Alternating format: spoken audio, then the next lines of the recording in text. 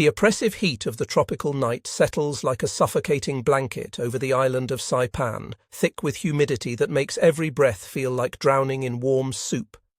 Blood mingles with gunpowder residue in the air, creating a nauseating metallic tang that clings to the back of the throat. Captain Ben Salomon stands inside his pyramidal medical tent, positioned a mere 50 yards from where American infantrymen of the 105th huddle in their foxholes, and uses a surgical cloth already stained dark red to mop perspiration from his forehead. The clock has just struck 11:30 on this 6th evening of July in 1944, and all around him wounded soldiers occupy every available surface, some fortunate enough to have stretchers, while others simply lie in the mud, their agonized moans creating a chorus of suffering that competes with something far more sinister, the sound of enemy voices drifting through the blackness beyond the perimeter. Salomon makes a small adjustment to the wire-framed spectacles perched on his nose and leans down toward yet another injured GI sprawled before him. Those same hands that once specialized in dental work now performing emergency surgery to keep young men alive. Something feels wrong tonight, though, different from the usual rhythm of combat medicine he has grown accustomed to over these brutal weeks of fighting. Those Japanese voices out there in the darkness carry an unusual intensity, an edge of urgency that sets his nerves jangling, and the sporadic crack of rifle fire that typically punctuates the night has given way to something else entirely, a shuffling sound that speaks of thousands upon thousands of feet moving across volcanic rock and sharp coral formations. A soldier from the 27th Infantry Division, his accent marking him as a New Yorker through and through, whispers urgently from his position on a bloodied stretcher, asking if the doc can hear what he hears, because it sounds to him like the entire goddamned enemy army is mobilizing up there beyond the ridge. Salomon freezes in place, tilting his head to listen more carefully. Somewhere past the elevated terrain, sake bottles are clinking together with the musical quality of wind chimes as Japanese officers make their rounds, distributing final portions of liquid bravery to soldiers who will soon need every ounce of false courage the alcohol can provide. Metal scrapes against metal in a strange rhythmic pattern as swords slide free from their scabbards, thousands of blades being unsheathed simultaneously in the pre-dawn gloom. What the Americans defending this blood-soaked piece of Pacific real estate cannot yet comprehend is that 4,000 Japanese soldiers are assembling for what they call Gyokusai, that concept of honorable annihilation where death becomes preferable to the shame of surrender, where the tranquility of the grave holds more appeal than living with defeat. Lieutenant Colonel William O'Brien crouches low in his defensive position 250 yards inland from the beach, field glasses pressed to his face as he studies the dangerous void that exists between his 1st Battalion and the 2nd Battalion under Major Edward McCarthy's command. He has already submitted 2 separate requests for additional troops to plug that gap, and both times the answer has come back negative, no reinforcements available.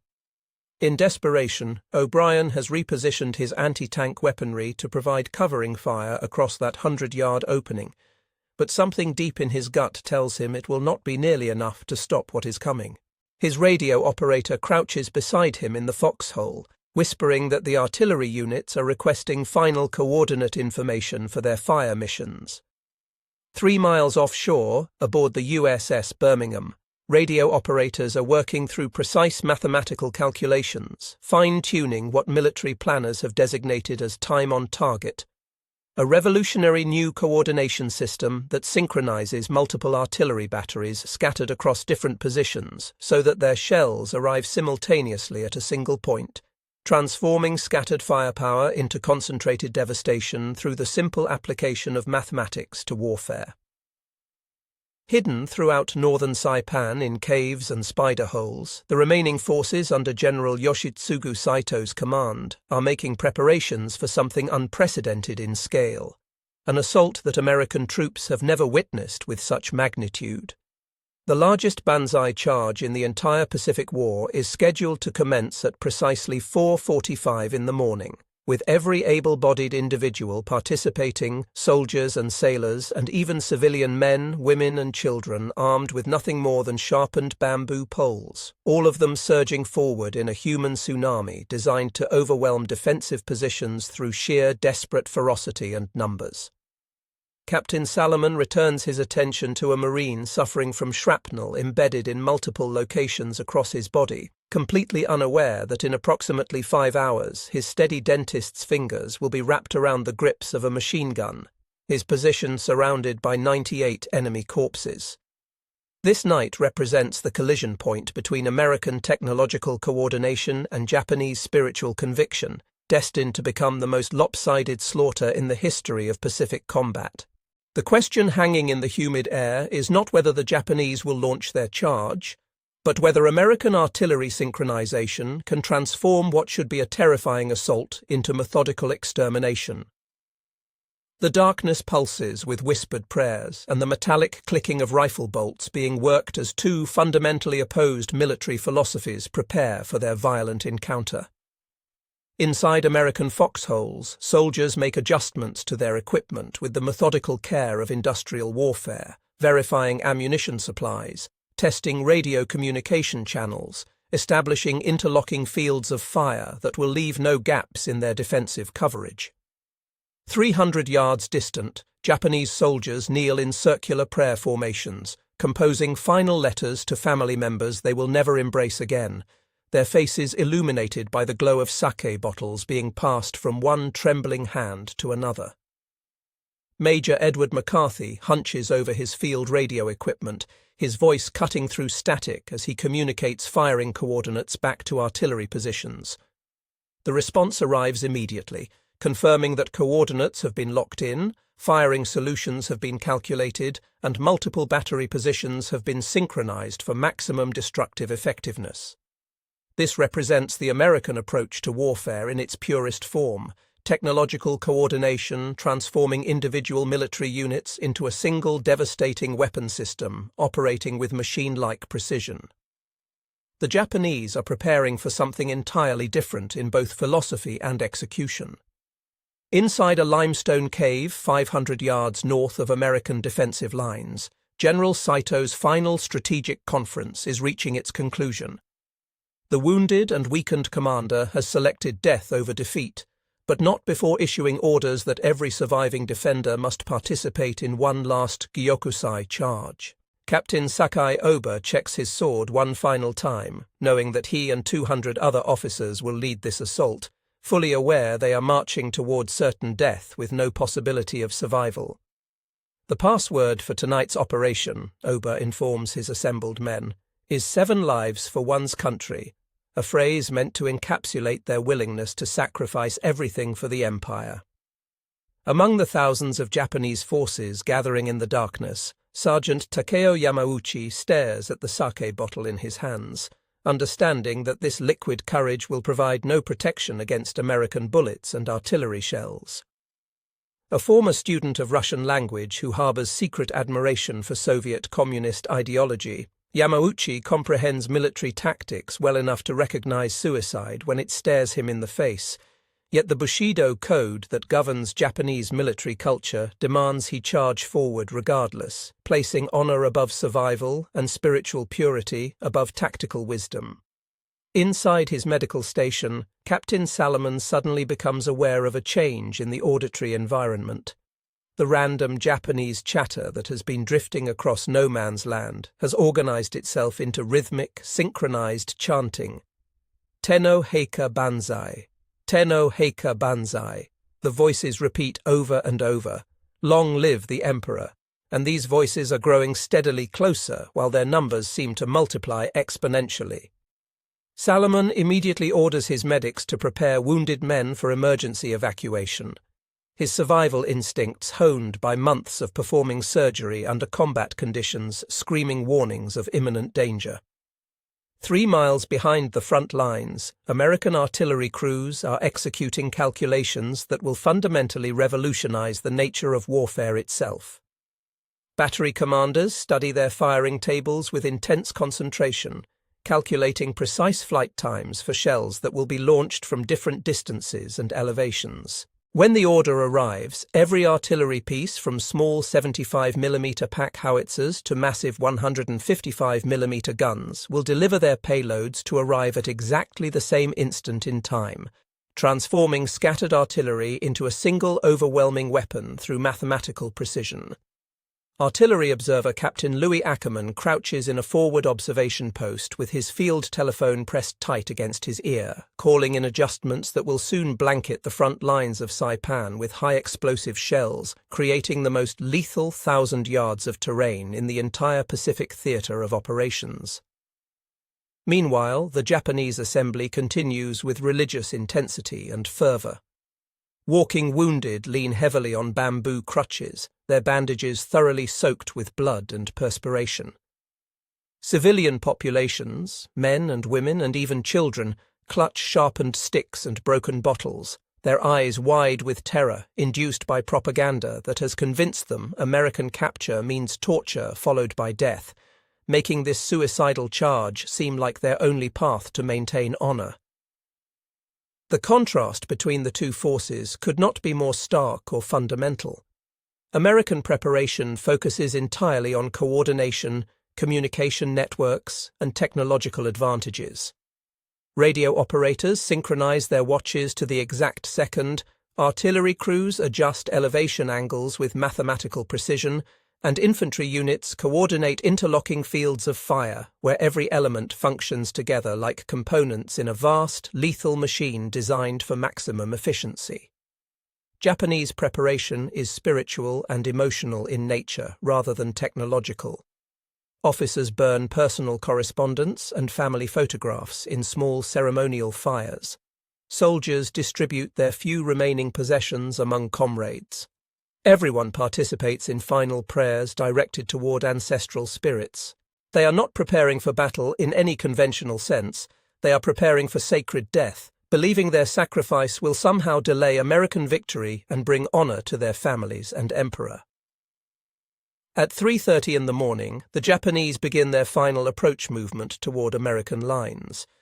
Through his night observation glasses, Lieutenant Colonel O'Brien watches thousands of shapes moving through the darkness like a human river flowing inexorably toward his thin defensive line. The sound is unlike anything he has experienced in all his years of military service. The shuffle of thousands of feet, the clink of equipment, and underneath it all a low, continuous humming as thousands of men chant prayers for honorable death. O'Brien whispers to his radio operator that there must be 4,000 of them out there, and his message reaches every American position within minutes, triggering the most precise artillery coordination in the history of Pacific warfare. Battery commanders verify the time on their watches, make final adjustments to their calculations, and wait for the signal that will transform mathematical theory into devastating reality. In his medical station, Captain Salomon hears the approaching chant growing steadily louder with each passing moment, his hands remaining steady as he loads another wounded soldier onto a stretcher, but his mind is racing through possibilities and scenarios. The dentist who had wanted to become an infantry officer is about to receive his wish granted in the most horrific manner imaginable. The stage has been set for violent collision. Japanese spiritual determination preparing to crash headlong into American technological coordination, 4,000 desperate men charging toward mathematical annihilation, honor and courage about to collide with artillery and machine guns in a confrontation that will help define the future of modern warfare. 4,000 Japanese voices suddenly erupt in unison as the largest banzai charge in Pacific War history explodes from the darkness like a tidal wave of humanity.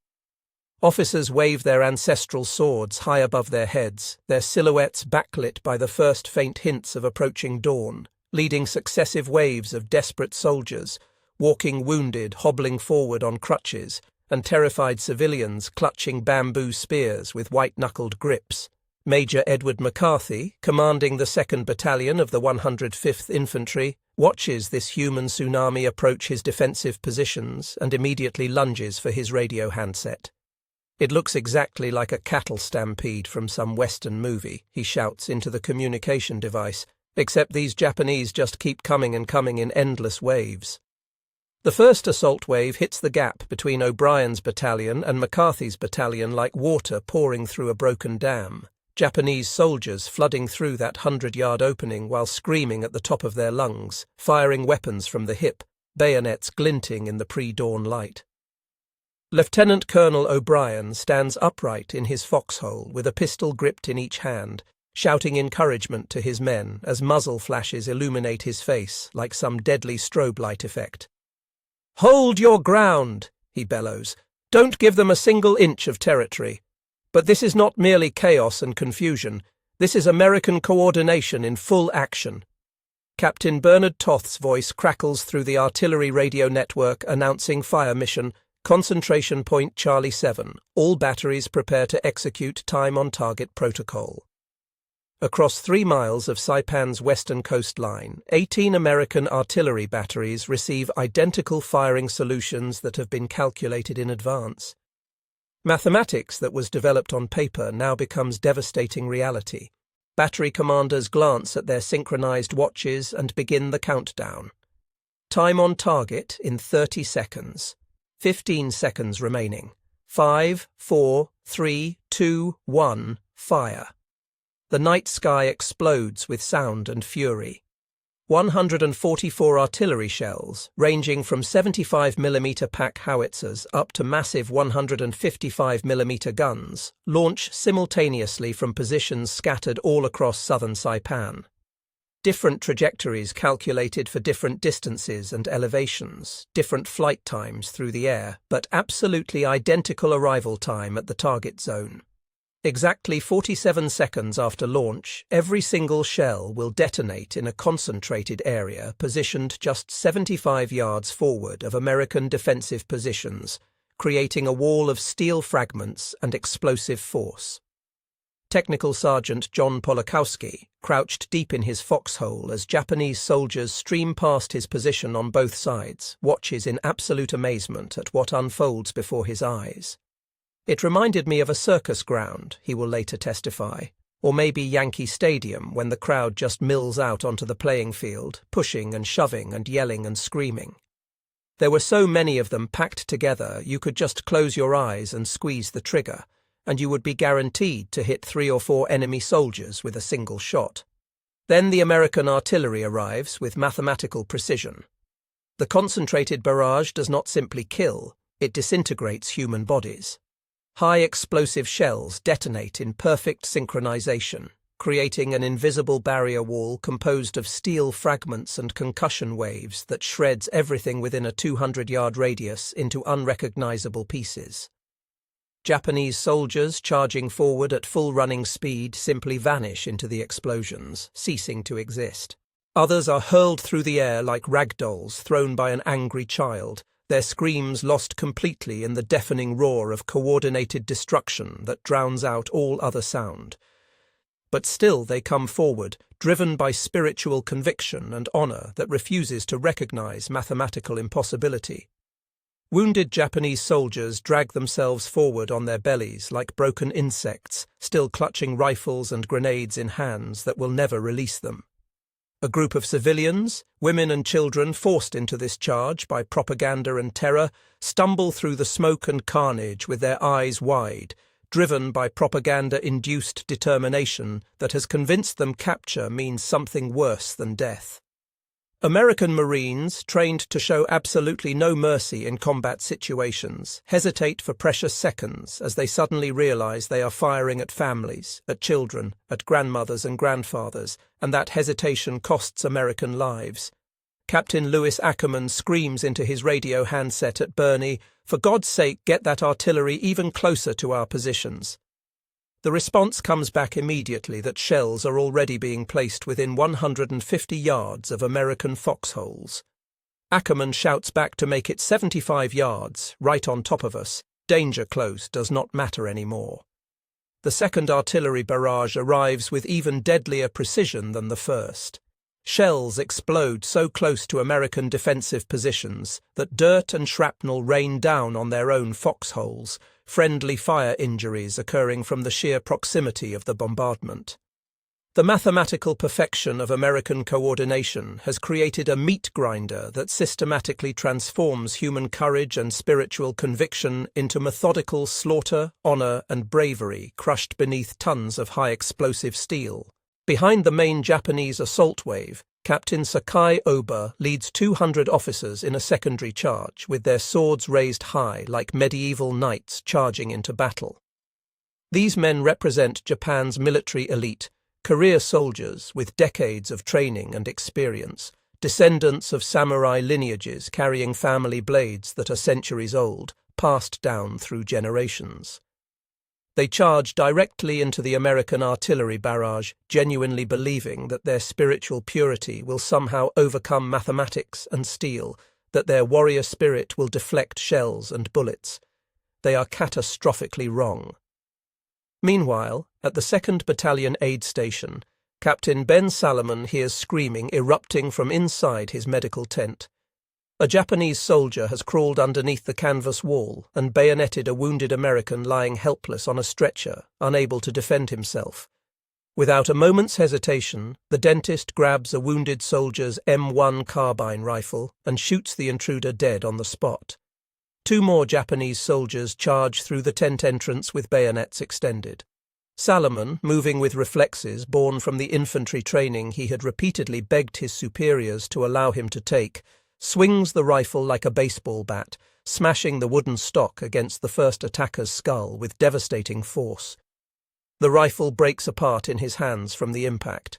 He immediately grabs another weapon from a fallen soldier, shoots the second attacker, and bayonets a third enemy who is attempting to crawl under the tent wall.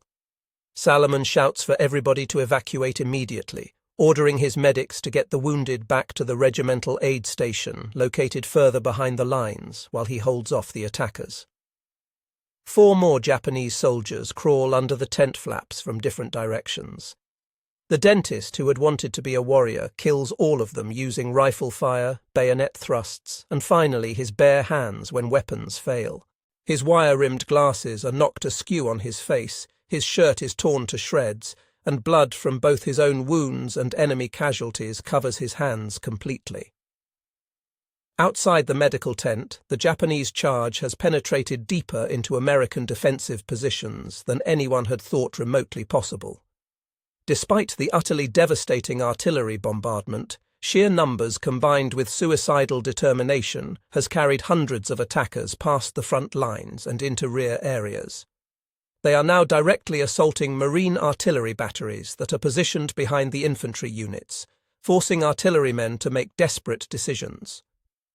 Marine gunners abandon their normal indirect fire missions where shells arc high through the air to land miles away, and instead start shooting their 105mm howitzers point-blank directly into the oncoming waves of Japanese troops.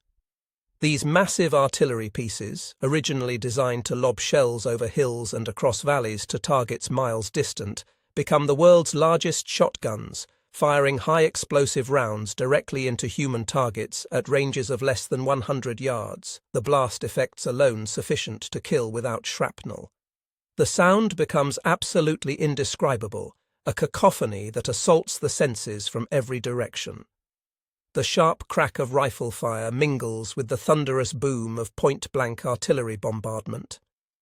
The screams of wounded and dying men in 2 different languages create a hellish chorus. Underneath it all, the continuous chanting of Tenno Heika Bansai from Japanese soldiers who continue charging forward even as their comrades are literally blown apart all around them, body parts flying through the air in grotesque slow motion. Captain Salomon emerges from his medical aid station to discover Japanese soldiers overrunning the entire 2nd Battalion front line, enemy troops everywhere he looks. His medics have successfully evacuated the wounded Americans to safety, but the enemy presence is overwhelming. Without a moment's hesitation, he sprints toward a 30-caliber water-cooled machine gun whose entire crew has been killed in the fighting and begins firing steady, methodical bursts into the attacking Japanese forces. The dentist has become a one-man fortress, a defensive strongpoint that enemy soldiers cannot bypass. For the next 6 hours, as dawn breaks over Saipan's blood-soaked landscape and American artillery continues its systematic destruction of the Japanese charge through mathematical precision, Ben Salomon moves his machine gun position 4 separate times to maintain optimal fields of fire as tactical situations shift. Each time he is wounded by bullets, bayonets, or shrapnel, adding injuries to injuries, yet he continues firing without pause until his ammunition supply is completely exhausted and Japanese soldiers finally overwhelm his position through sheer numbers. By 10:30 in the morning, the largest Banzai charge in Pacific War history has concluded.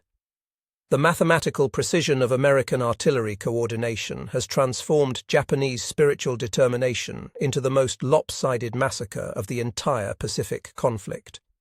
The coastal plain north of the 105th Infantry's defensive positions is carpeted wall-to-wall with 4,311 Japanese bodies, soldiers and sailors and civilians who believed honor and loyalty were more important than survival, who chose death over the shame of defeat.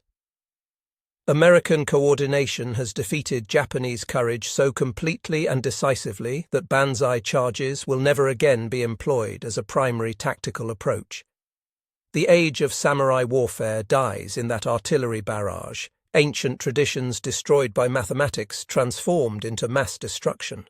When the smoke finally clears and the grim business of counting bodies begins, the numbers tell a story of technological evolution written in blood and shattered bone. 4,311 Japanese corpses lie scattered across coral beaches and volcanic slopes throughout northern Saipan, spiritual warriors from an ancient military culture systematically destroyed by American industrial warfare and technological superiority. The cost to the American defenders proves devastating in its own right: 406 soldiers killed and 512 wounded, losses that will haunt commanders for years, despite the fact that these casualty figures pale in comparison to Japanese annihilation. Major General George Greiner Jr., commanding the 27th Infantry Division, personally leads the grim counting parties that move across the battlefield cataloguing the dead. Near the 2nd Battalion Aid Station, they discover a scene that will become legend in American military history and haunt the nightmares of everyone who witnesses it. Captain Ben Salomon's body lies slumped forward over the barrel of his machine gun, his ammunition completely exhausted, surrounded by 98 Japanese corpses arranged in neat rows like some macabre testament to precision marksmanship and sustained defensive fire. The area directly to the front of his weapon position was covered with enemy dead. Chief Warrant Officer Stephen Burns will later testify in official after-action reports, in some instances stacked 3 and even 4 bodies high, where successive waves had fallen on top of previous casualties.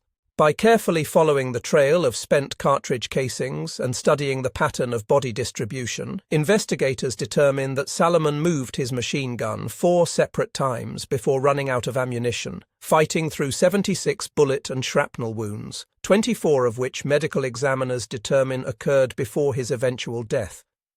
The dentist who had wanted to be an infantry officer had finally gotten his wish granted in the most horrific manner imaginable. But Salomon's extraordinary heroism reveals a bitter irony embedded in military bureaucracy and regulation.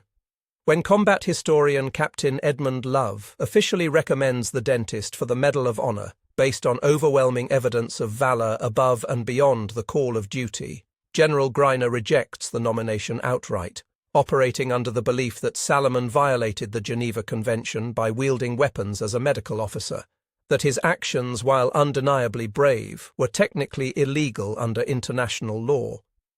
For 58 long years, the most lethal dentist in American military history remains unhonored, his incredible sacrifice buried beneath bureaucratic misunderstanding and overly literal interpretation of regulations.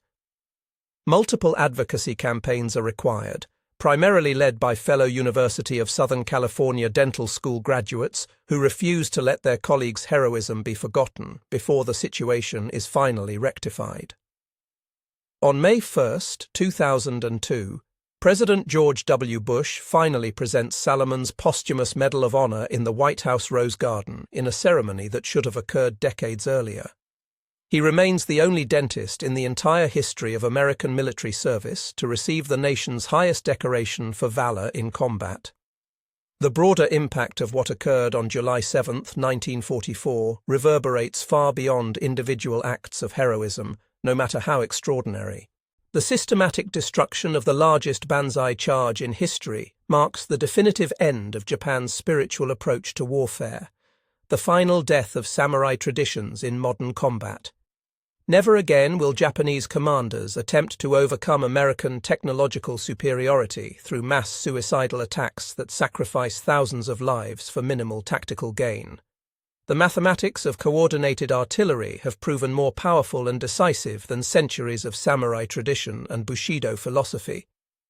American time-on-target coordination, the revolutionary technique that synchronized multiple artillery batteries scattered across different positions to deliver simultaneous devastating firepower against a single target, becomes the foundational template for modern military doctrine that continues to this day.